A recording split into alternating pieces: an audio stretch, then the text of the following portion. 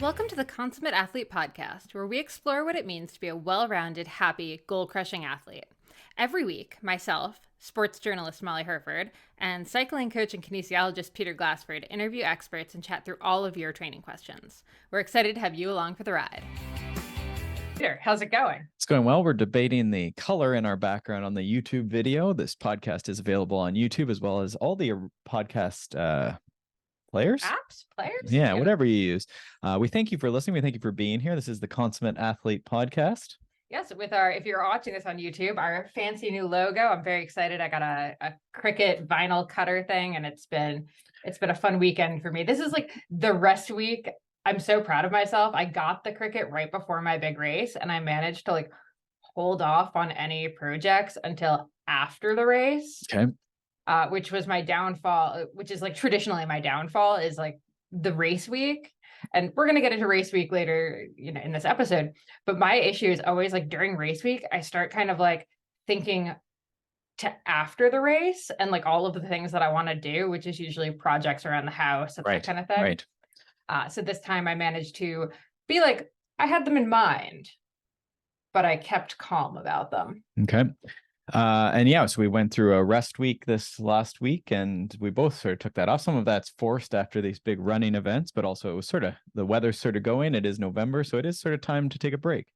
Although there was actually a beautiful day where I got out on the paddleboard. So really kind of odd weather, but neither here nor there. Yeah, rest week, which has been really nice. I will admit, I did the 75K I guess just over a week ago now, and my hamstring is actually still pretty tweaked from it. So trying to be smart about that as we're heading into, it's the off season. It's 290 days until my big race of next year, which, by the way, if you have a big race like that you're kind of constantly thinking about, highly recommend the Countdown app for your iPhone. Okay. Free app, and it lets you put a widget on your home screen. So I actually have a widget that has the countdown to Leadville going. Which is nice. You kind of stop seeing it after a while. It just kind of blends in, but it is a good reminder every once in a while, especially when someone you asked me how many weeks were till Leadville the next year. And I was oh, it's 40, 45 or whatever it is. Yeah. And maybe that's scary. And maybe that also gives some patience too. It's a lot of blocks there. Sometimes I'll go on a lined sheet of paper and sort of do 4-week blocks for every month. And it's a lot still till that. We always think it isn't though. We will include the link in the show notes. My personal favorite post is there's always less time than you think, or less chance to do the long runs, long rides before your goal race. We made the joke last November that you're pretty much 2 long rides away from Unbound if you live in Canada, or 2 long outdoor rides. Yeah, well, I mean, yeah, possibly. Half a joke, yeah, it depends how it goes.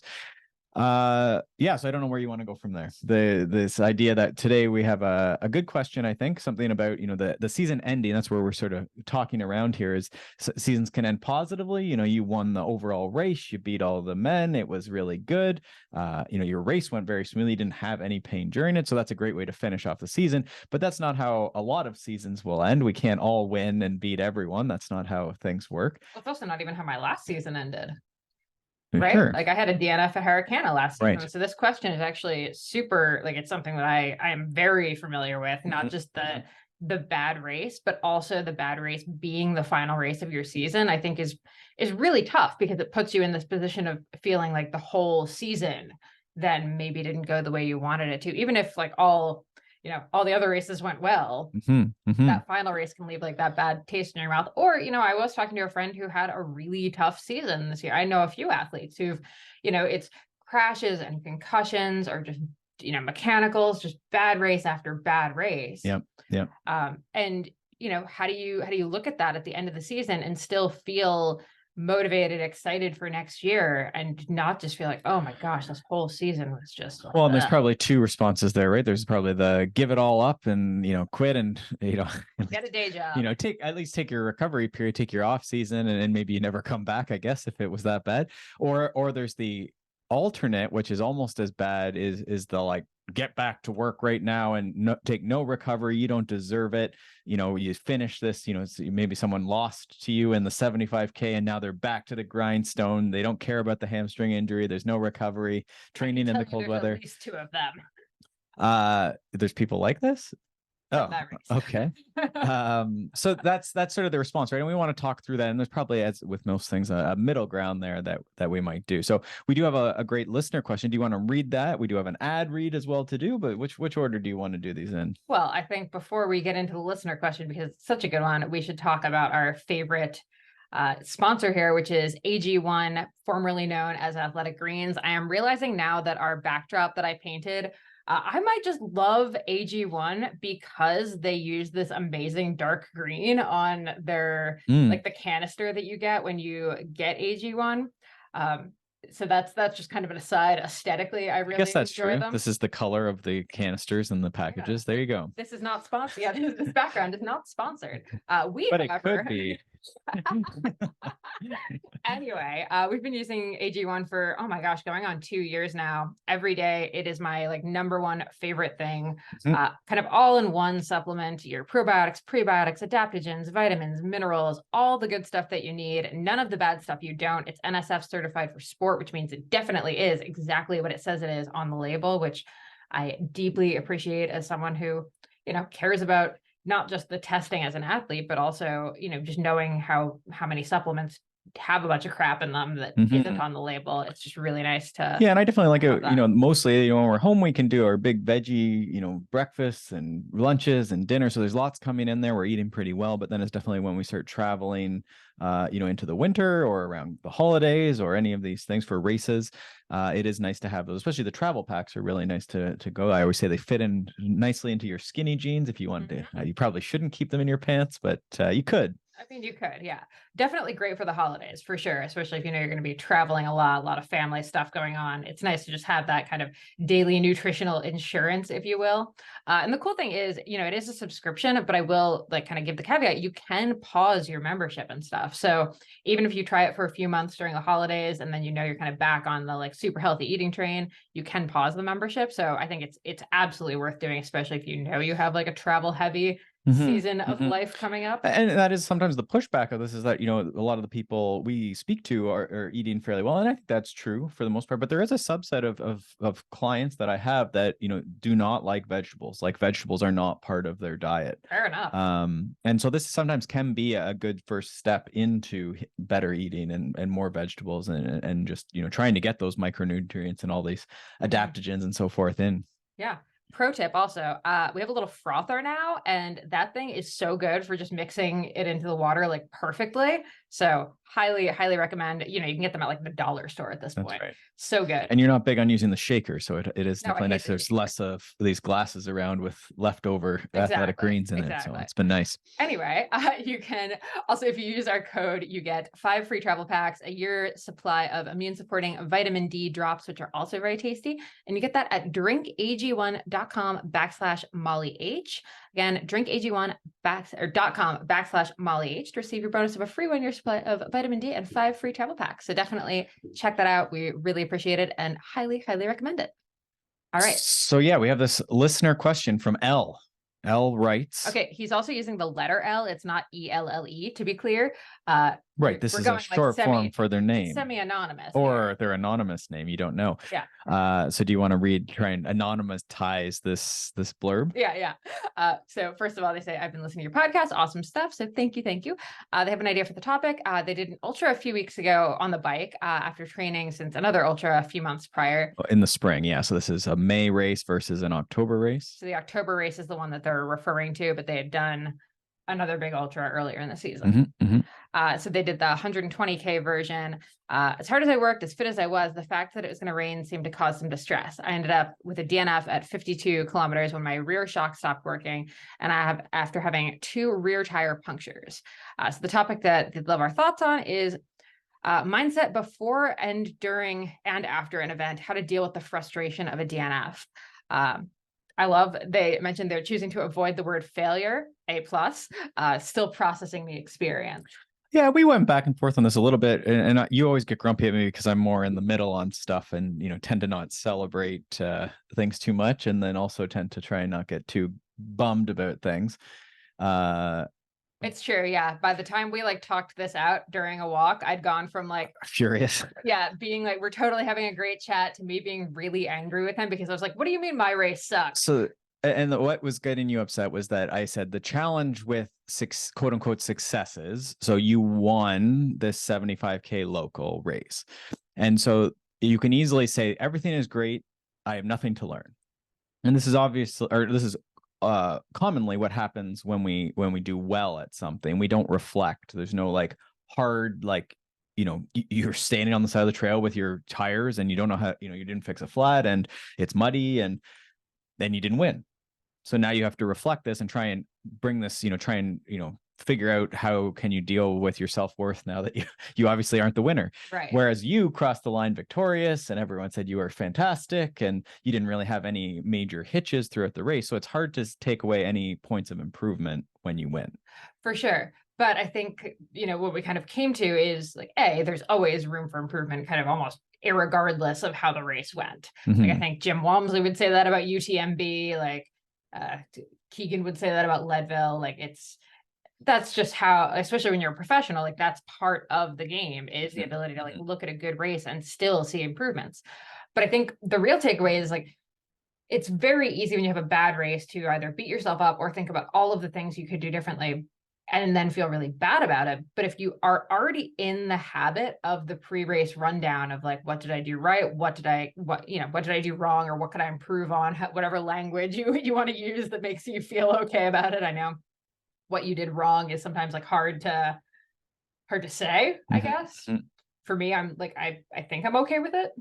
I like to think so. Right. Not when you tell me what I did wrong. Right. When you tell me what I did wrong, you're a jerk. But well, and it's not wrong. It's just I tried to give you some scenarios, and I said, pretend there was another woman and she was running with you, and you kept coming into there's the one major aid station together.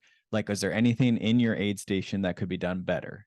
Because we had talked about maybe having 2 or 3 packs versus you were refilling your pack. So there's just like a couple things where I was like, if there was someone who was like your shadow self, you were, identical to you, but was just in and out of the aid stations. Okay, to be clear, there basically was, because you kept lying to me about someone being a minute behind me. Well, some would say she was there. But I basically did the entire race assuming that someone was coming up behind me. Sure. So again, we're trying to pull this out. But yes, absolutely. So I guess where I was going with that is then, so when you do poorly, it's easy to be like, everything sucks and nothing went positive. It's also hard to find the positives in these things and things that you did well.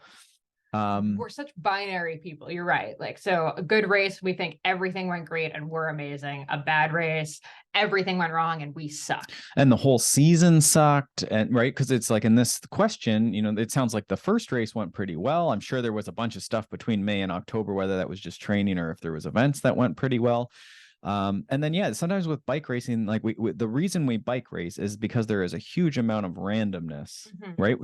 Once it starts, you mentioned Keegan or some of these races where in the Lifetime series, it's sort of like Keegan's winning this last year every race. And so then it gets a little more boring because it's, now everyone's racing for second or something, right? And that's tough for someone who's winning too, because now it's almost like you're just going to win. Well, I was going to say, it's really like, if you think about it, if you knew going into every race that you were going to win that race, would you want to race? No. And I've had athletes in that. I mean, that's sort of, I've had that with, going from elite down to masters. And then I always feel like I'm in the middle. If I go to elite, then I don't train enough. But then if I'm in masters, I'm like training too much. And, it's generally not as competitive.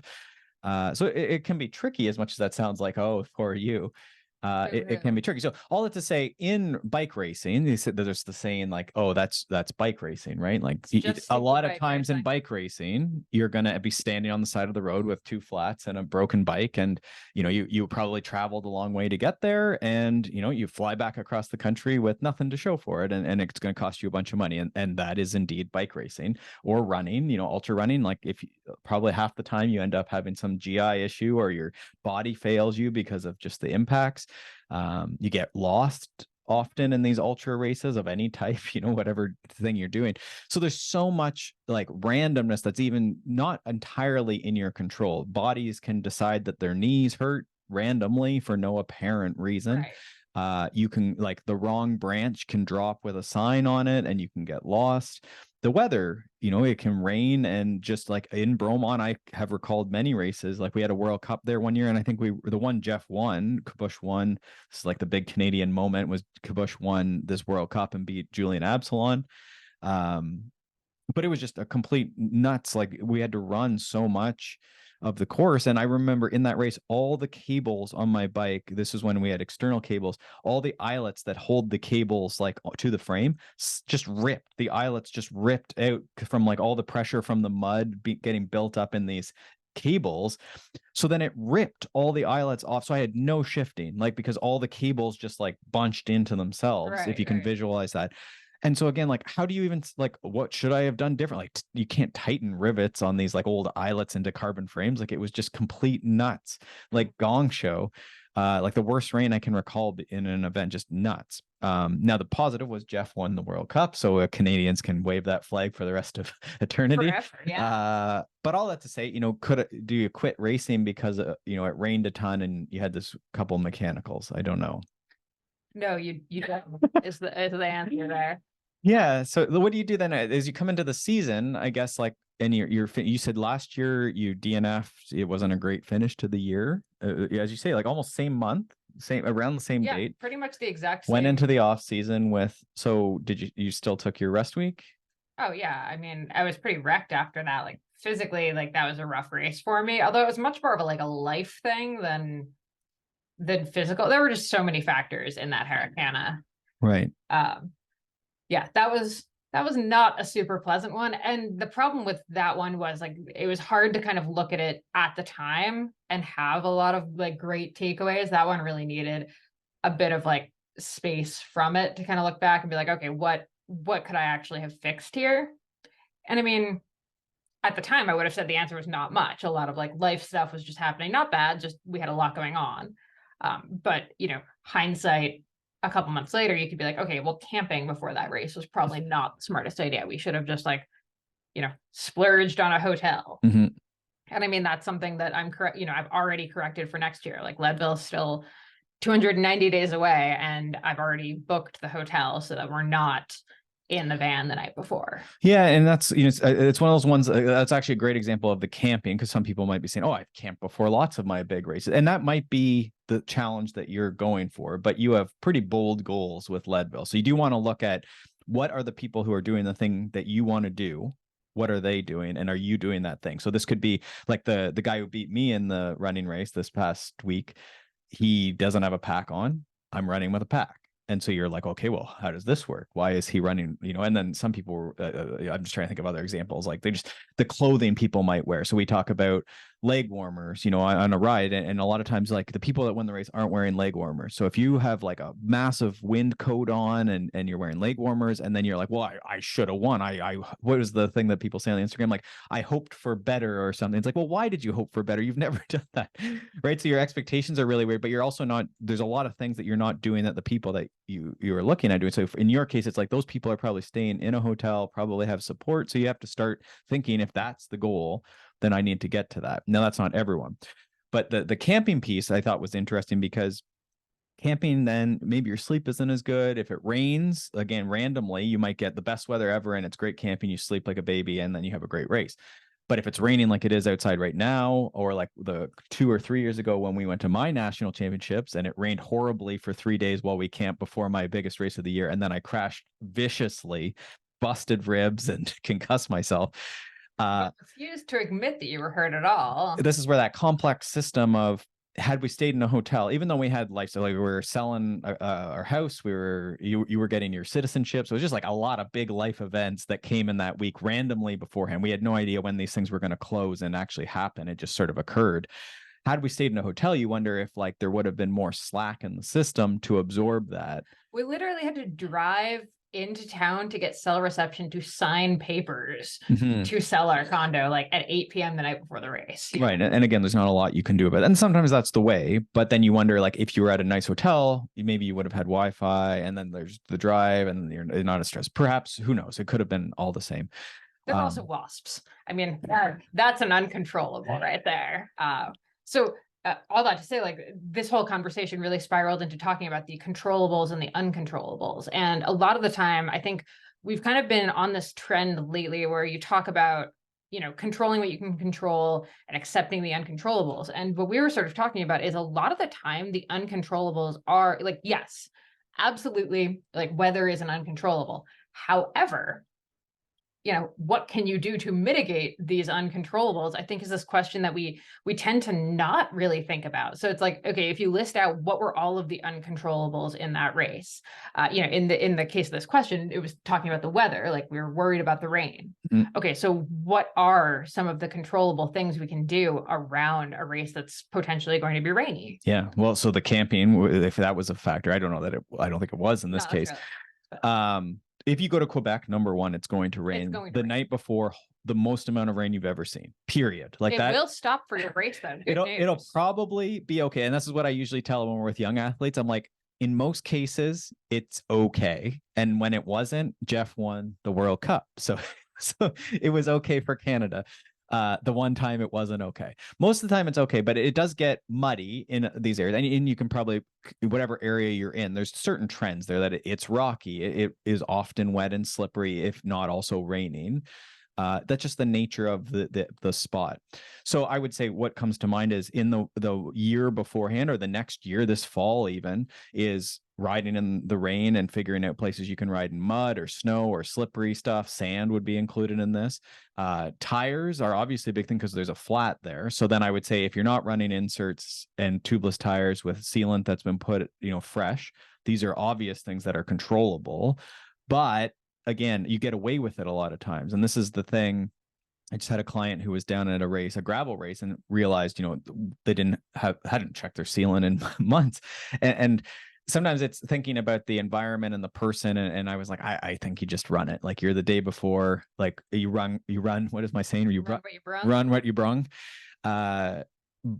But I think if this was like a rocky situation, and if you're really good with mechanics, like I think that's the other thing. If you're like a mechanic and you know how to like flip tires off and put them back on, and you do this every day of your life, like it's the downside risk isn't as big there. So when you said rocky situation, I really thought you meant like da-na-na-na, da-na-na-na. I guess that could mean a lot of different things, like dicey, and then also just rocky, like it was a rocky situation. So I guess where I'm going with that then is, you want to put yourself in a good position now, and this is our actions then, is figuring out tires, figuring out sealant, figuring out inserts. Like there's so much in tires, and so I said sealant, inserts, better tires. Like in Ontario, we're very like fast tires, XC tires. When you're going to these other places that are rocky, this is like our Transylvania Epic, TSC, anything like East Coast rocks, like it's the hashtag literally. Going to the West Coast, like you want to figure out what tires people run there for that race. And that's a little bit of learning. Big Sugar, again, as the gravel race just happened, very flat prone. So you want to do some investigation, especially if you're a harsh rider who's going to flat a lot. And then tire plugs are, again, this says like 2 flats. Usually when people say they have 2 flats or 3 flats, it means they tried to inflate the tire and they didn't really try and fix the flat.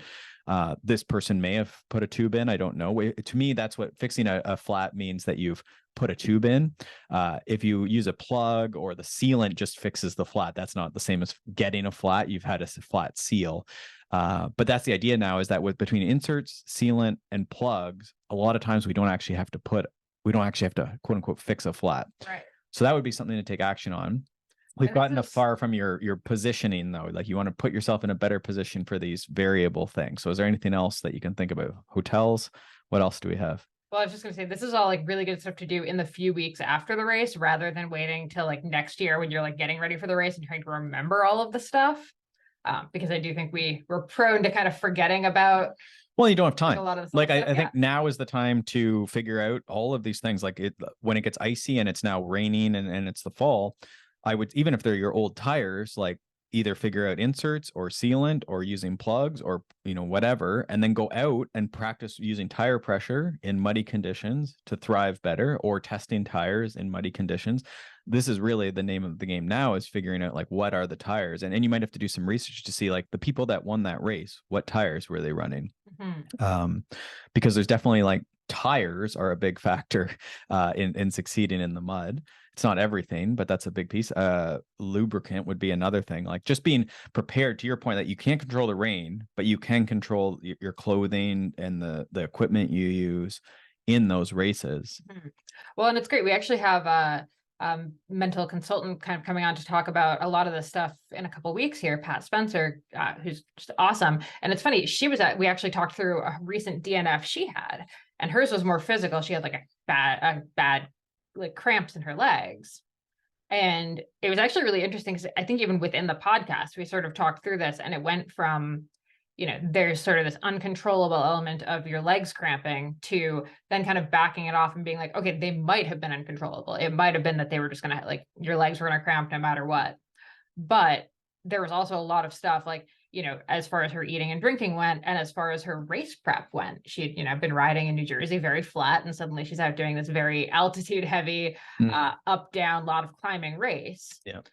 So like no surprise, Sure, her legs cramped. And it was like, she completely like takes ownership of that. And I think that's fantastic. But I think that was such a good example of even like the body thing. You could say like, oh yeah, my legs cramped, and like, that's uncontrollable.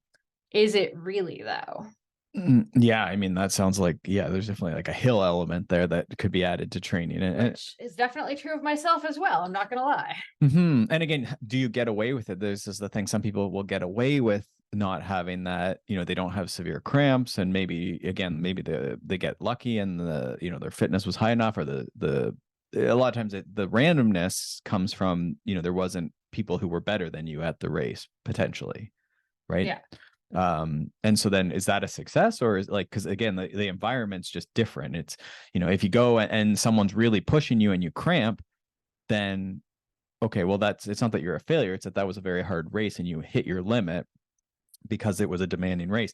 But if that person hadn't been there and you were able to ride this, Pat was able to ride a little easier, or was it ride? Right. Yeah.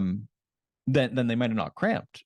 And then she might have won or been second, or whatever winning is, whatever success is for her. Right. But it is that, like, that scenario where it's like, oh, I got into a really good battle with someone. And then it's, you just went over that limit. Yeah.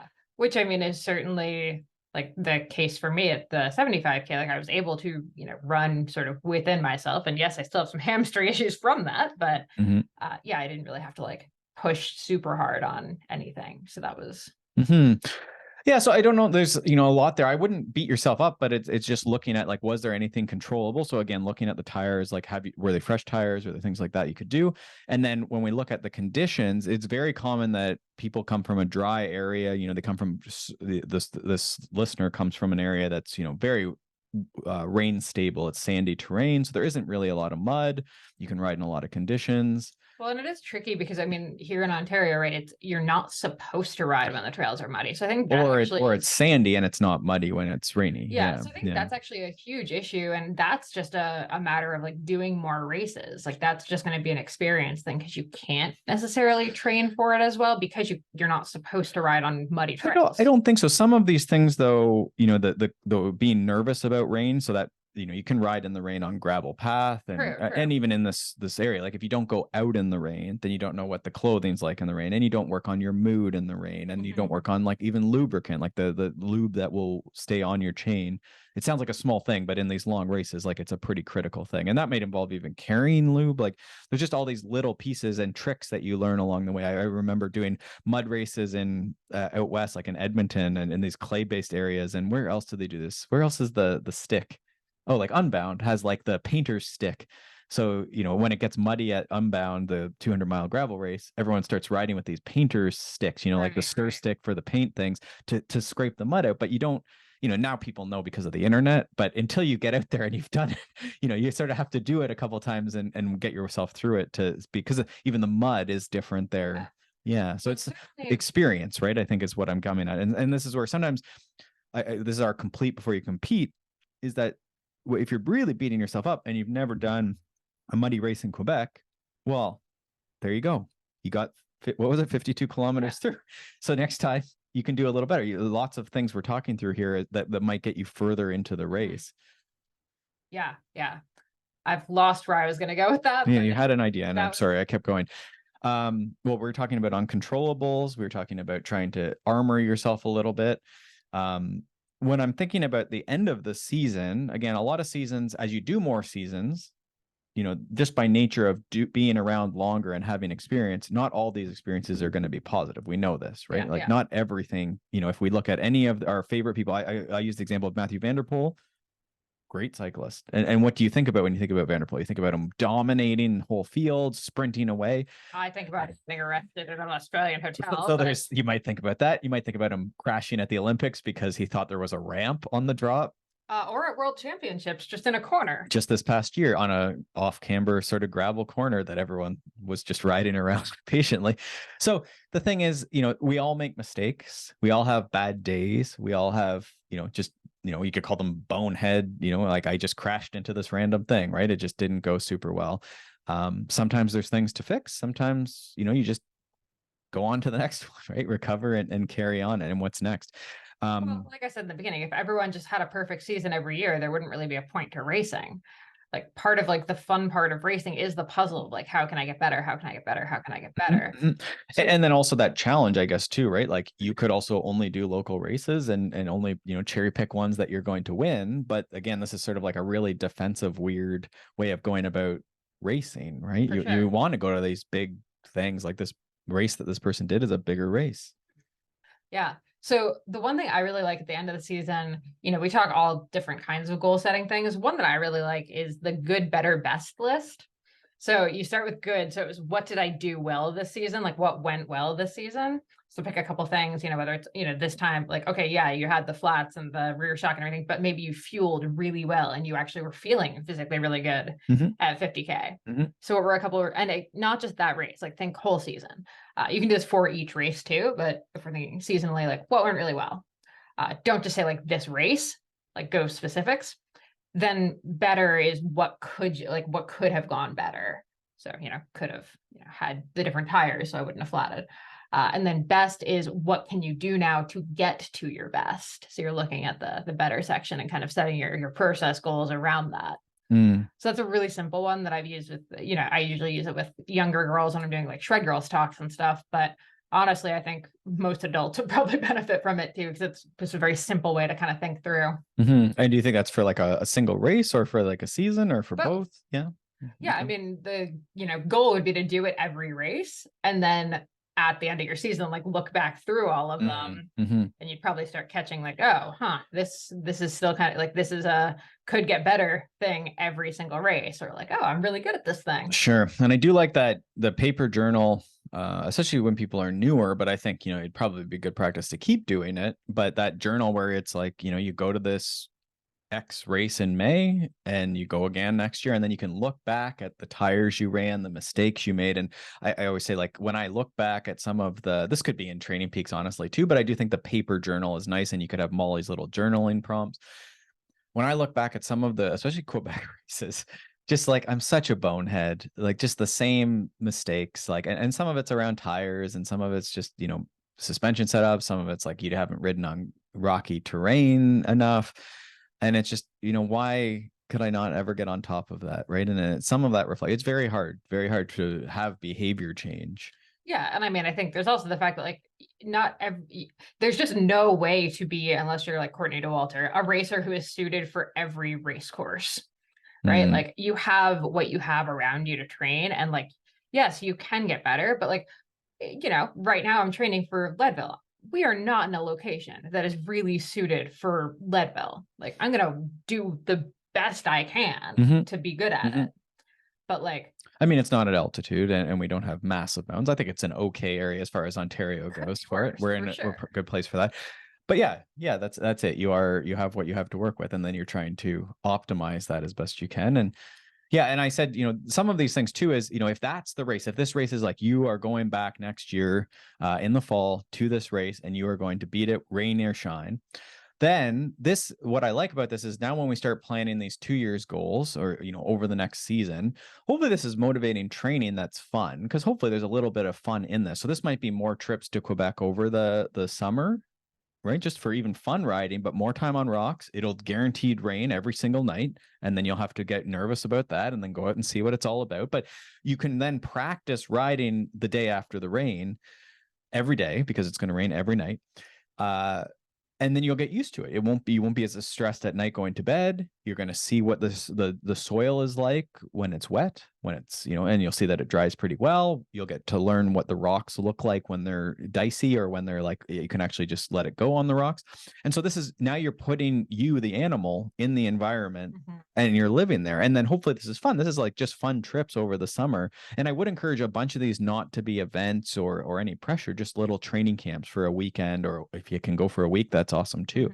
You know, QSC, the race we did this past year, was great in that way as well, right? You get to ride. It rained most days, and we had a great ride every day. I don't think we ever rode in the rain, and most days it actually was pretty good surface. So you're just learning about that environment.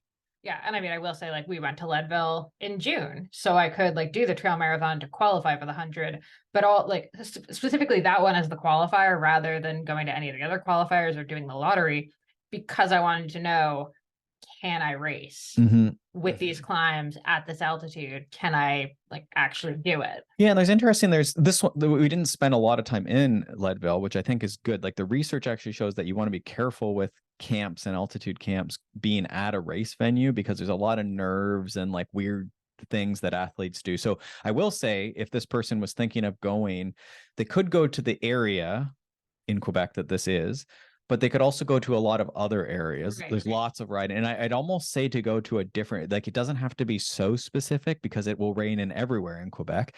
But apologies, Quebec, but like this really is our experience. I mean, but it'll be fine most of the time. I'm resisting making a Jeff Kabush reference. But there's going to be rocks, and there's going to be wetness, and there's going to be fun no matter where you go. So I would mix it up a little bit, just so you don't get too in your head. Like if you had a bad day, or if you like, you know, if you have a great day and then it's different on race day, right? Sometimes just athletes have like weird hangups about the race site. There's a weird stress there. For sure. And you could go and do it, and just make sure you don't just try and pre-ride the course. Like have fun. There's a lot of trails in this area that they're talking about as well. I had one other thought. Where are you on this topic of end of season, good or bad? Ooh. I mean, I think the like only other point I have is really just celebrating something about the season. You know, kind of trying to find anything, even if you've had a really bad season. Like, you know, a lot of the racers I know that had kind of crappy seasons, whether, like I say, injury or crashing or mechanicals or whatever, you know, I think they're still kind of finding things they can celebrate, whether it's the mental toughness of continuing to race, or, you know, one girl I talked to was actually super proud of that she actually did the concussion protocol when she hit her head.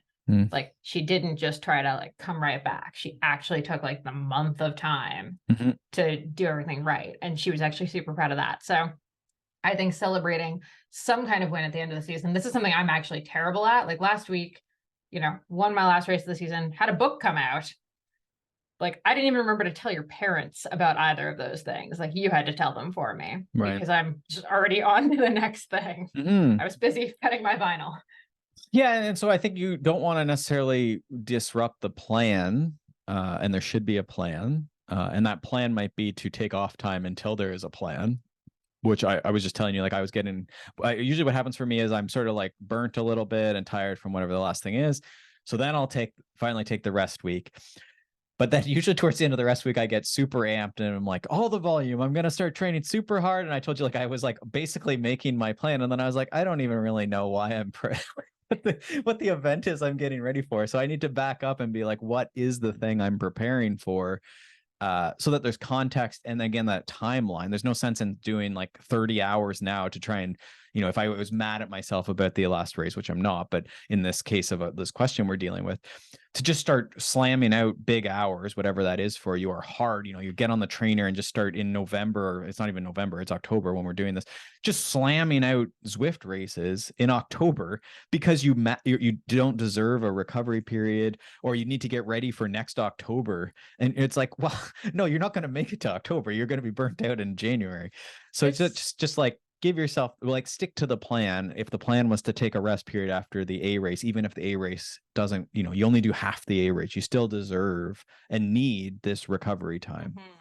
Yeah, I think a lot of the time we take a bad race and we turn it into a big like makeover montage moment in our heads. Like, this, like, it's going to be different. Like, I'm starting today. And that's like what you were just saying about 30 hours of like back to base. Like, right. Like, no, pause. If you have any desire to change the plan, just like take a couple days, take a beat, take a breath. Like, sure. And I mean, record the things, like, again, the tires. Like, I think for everyone, this isn't picking on this person. I think we're in a time of great change in tire technology. Oh my God, that was so dramatic.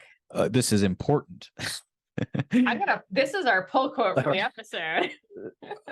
So I do think that like a lot of us need to look at the tires we're using as this is all developing. And again, how do inserts fit in? Have I ever used tire plugs? Is the sealant, do I know how to change tires? This is a no That's for a a lot of people. huge one, And especially when I say change tires, not like, yes, you don't put a tube in that often anymore, but you need to put sealant in and you need to switch your tires for the conditions. And if you don't know how to do it, like start now. Like this is what you can do in your off week is figure out tubeless tires. Yeah, absolutely.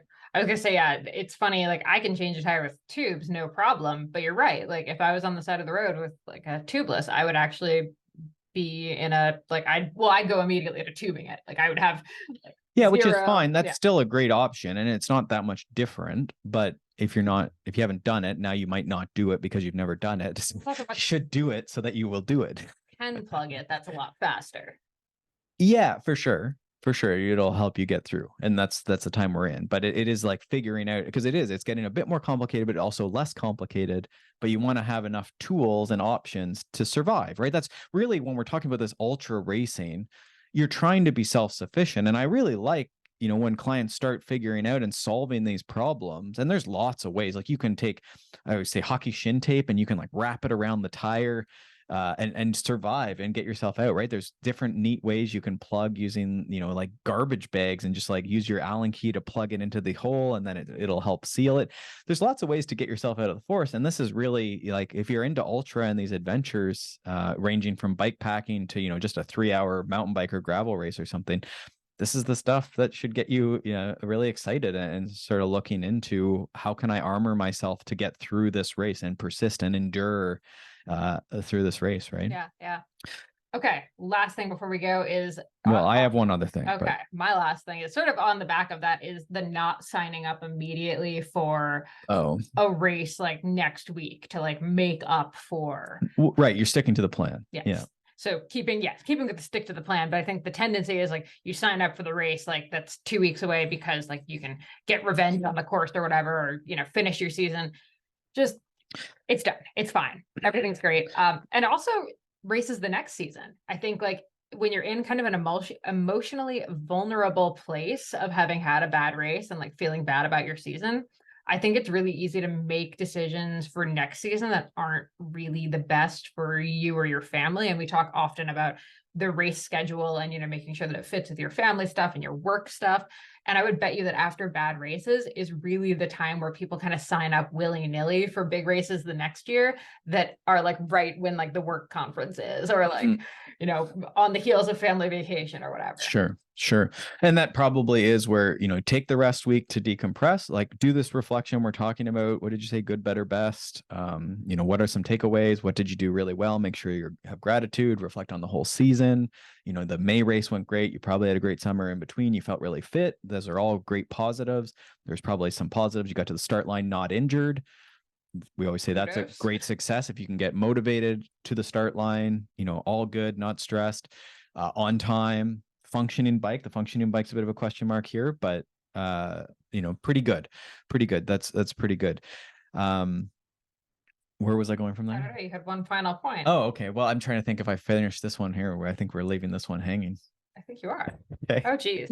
But yeah, just move. Oh, sorry. And then you're going to take the rest week and maybe an extra week after that. And that's where I'm at now. I'm going to take another week, even though I think I'm like ready to do the big, massive base. I'm still moving. I'm still going to ride a little bit. He's being so dramatic. It was like 7 a.m. and he's got the treadmill going. It's on like an incline. I can hear him breathing upstairs. Yeah. Super casual.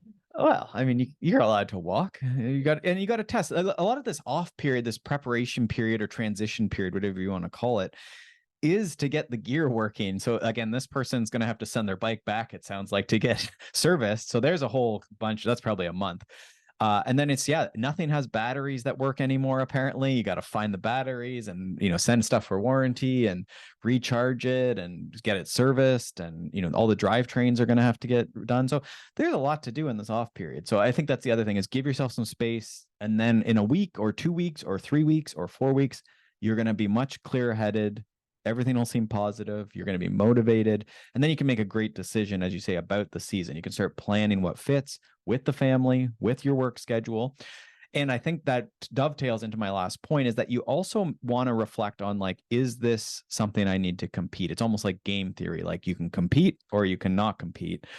And sometimes, especially if you've tried something a bunch and you don't enjoy it, or you're just not great at it, and it results in like a big bummer afterwards, you may want to reflect on whether you need to do that thing. And so that might be, teachers racing in October. You've just September and October tends to be busy if you're a teacher or if you're a university student. I'm thinking of like my accountants who try and race spring classics, and they've been working 100-hour weeks, and then it's like, April, and then you're like, it's like you're still working all through this, and then it's like you haven't trained for a month and you haven't slept, and then into the spring classic, and that's how you're going to determine your worth for the season.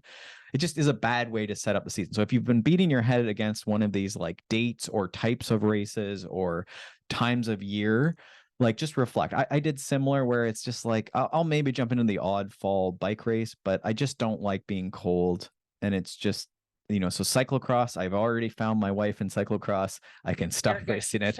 Done. So you just don't compete, right? And I look at someone like Nino Schurter, like, he races a bunch, I'm sure, but most of his things are World Cup mountain bike races, and he's the best at it.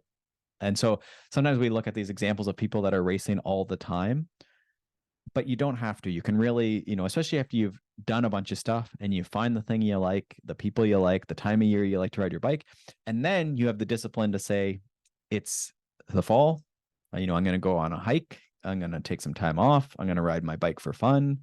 And you can still go to Quebec, like we talked about, and do a big fun mountain bike trip in October, but you don't have to race. So I think that's the only other thing as we're doing this postseason reflection. If there's things that are just like a bummer, weren't convenient, really frustrating, not enjoyable, you've tried a few times and just didn't work out, then just don't compete. It's fine, right? Like, this is our thing. Like, you can only do so much. This is FOMO, right? Like, there's only so much we can take on in our lives, and it's okay to pivot. It might not be bike racing anymore, right? Yeah. You might be like Molly and do more running now. It might be strength training, whatever. Like, we have a couple clients who've done BJJ, our friend Chris Mayhew into CrossFit, and now into firefighting. I'm trying to think of other people who have done, like, it just, the phases of life evolve, right? And so this is okay too. Yeah. All right. Well, with that, let's wrap it up. Definitely let us know if you have any other end of season questions, goal setting stuff. We are heading into that time of year, which is always very fun for me. Hit us up over at consummateathlete.com or at consummateathlete on Instagram, and we will see you next week. Thanks for watching. Thanks so much for tuning in to the Consummate Athlete podcast. If you want to hear more training, racing, and endurance sport advice, make sure you subscribe to the podcast and leave us a rating and review. You can also subscribe to our newsletter at consummateathlete.com for a weekly dose of inspiration and advice straight to your inbox.